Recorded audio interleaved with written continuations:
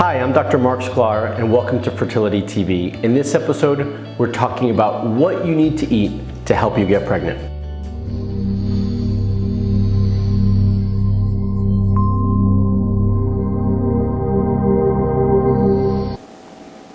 Hi, I'm Dr. Marc Sklar and welcome back to Fertility TV. I work with patients from all over the world through my online fertility programs, my one-on-one private work, and locally here in San Diego at two of my clinics. Today on Fertility TV, we're talking about what to eat to get pregnant. Okay, so here are the basics. One, you gotta clean house. You have to get rid of the bad stuff. So by that I mean, all the junk food, all the processed food in your kitchen and house, throw it out. All the sugary foods, all the candy and stuff like that, right into the garbage. If we don't have it at home, the likelihood of you eating it is much, much lower because now you've got to really make an effort to go and do it, and hopefully you're questioning yourself before you make that effort. I also like to, so I mentioned all the processed foods and junk food. Let's get rid of sugar.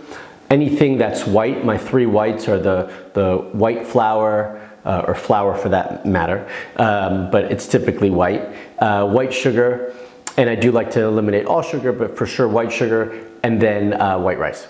So those are the three ones that I like to get rid of in terms of the white factor. And then we really want to clean house when it comes to our supplements as well. I'll get into that in a little bit, but we want to not buy the cheapest things, right? We want to look for good quality supplements. And I know that when we're on a budget, we're trying to prioritize, right? Where we're going to spend things. But if you're buying the Target brand or the Costco brand of supplements because it's cheaper and you get a big bottle of it, I don't know that that's always going to work in your favor. And we'll come back to that in a minute. So those are my, things to clean house and clean up the junk in your cabinets and refrigerator. Take a step back, look at it and say, are these things that I really should be eating and putting into my body, are these going to serve my body well and build my health versus deplete my health? And if the answer is no, then toss it out.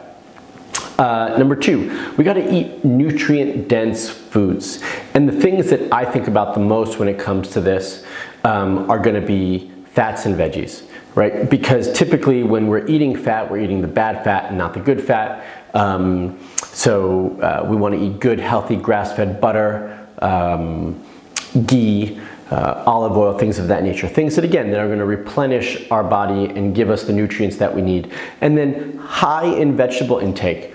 Good, locally sourced, organic vegetables are really going to make a big difference in your overall health and how you feel. And so we want to really prioritize those areas.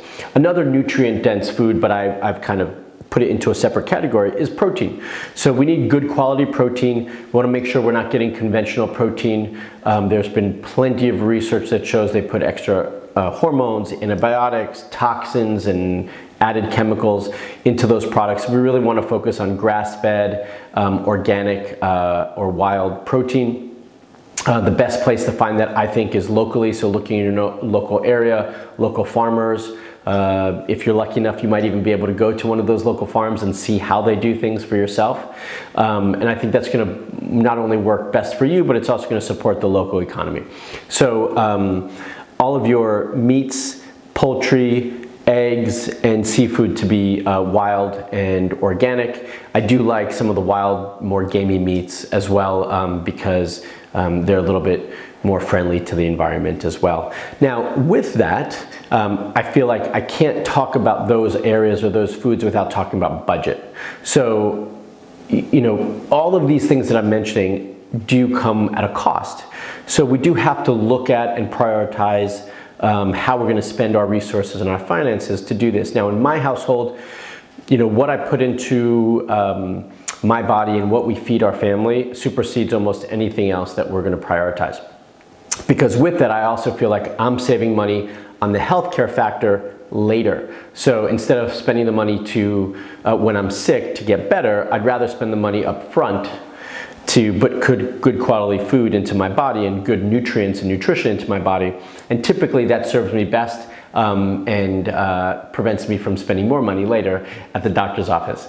So try to budget and prioritize. You might not be able to do everything I'm mentioning, but hopefully you'd be able to do most of them. And then if you have to prioritize, because you can't do everything, then by far the place to make sure that you spend your money in terms of good quality meat, good quality and organic and grass-fed is going to be in the protein sources, the meat, protein, and the fish. Okay. Number 4, whole grains. You know, I get this question all the time. Can I eat whole grains? Can I eat wheat? Is that allowed? So for me, my preference is that we avoid wheat and gluten as much as possible, if not entirely. But I'm not opposed to grains unless there's a reason to avoid grains. So if there's some autoimmune issue or you've been tested for food sensitivities and we know that you're sensitive to certain grains or food products, then that would be a reason to avoid them. And I might have other reasons depending on conditions, but in general, in moderation and not as the main portion of your meal, then it's okay. And then now, quality supplements. You know, we're all trying to save money in all sorts of places. I look at supplements like this. I don't know, I look at them like cars, right? You've got the Ferrari and then whatever the cheapest car you could think of is on the low end, right? And so you've got this spectrum of cars or supplements for that matter. Do you need to buy the Ferrari of supplements every time? No, probably not. But you could probably be like in the Toyota and Honda area, right? Trusted, quality, dependable. You could always be there. So we don't want to be on this end. We surely always want to be at least in the middle of the road. And then on certain products, we want to be on the Ferrari side of things. And so it depends. When I create my plan for patients, I try to walk them through where I think they can get certain products in certain areas versus in you know, through the Ferrari label or whatever it is.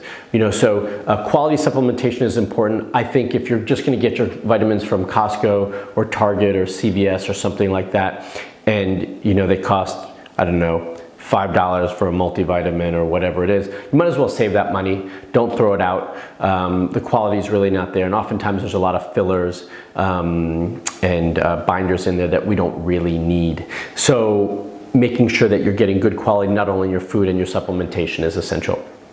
So if you want some more helpful tips to move in the right direction when it comes to your nutrition and your body and your meal, then check out my fertility meal plan right here. You can download the guide just by clicking that.